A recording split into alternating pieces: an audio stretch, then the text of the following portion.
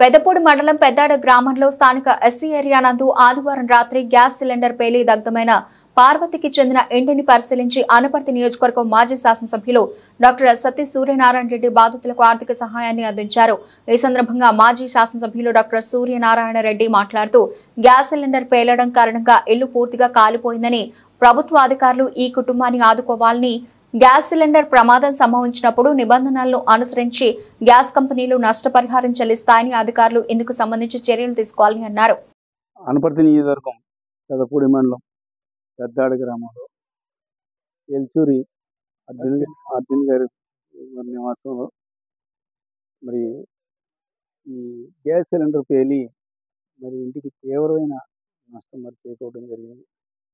వారిని ప్రభుత్వం ఆదుకోవాలని మరి డిమాండ్ చేస్తూ, అదేవిధంగా ఆ గ్యాస్ కంపెనీ ప్రతినిధులతో కూడా మాట్లాడడం జరుగుతుంది. కంపెనీ నుంచి వీరికి ఏమైతే మరి లబ్ధి ఉంటుందో అవన్నీ కూడా వీళ్ళకి వచ్చేలాగా చూడమని కూడా కంపెనీ వారిని కూడా కోరడం జరుగుతుంది. ఏది ఏమైనా అతి పేదవారైన వీరి కుటుంబానికి ఇది చాలా తీవ్రమైన నష్టం. దీనికి సంబంధించి మరి పెద్దాడ గ్రామానికి సంబంధించిన వైఎస్ఆర్ కాంగ్రెస్ పార్టీ కార్యకర్తలు, నాయకులు సమకూర్చిన బియ్యం, అదేవిధంగా నగదు సహాయం కూడా వారికి నా చేతుల మీదుగా అందజేయండి.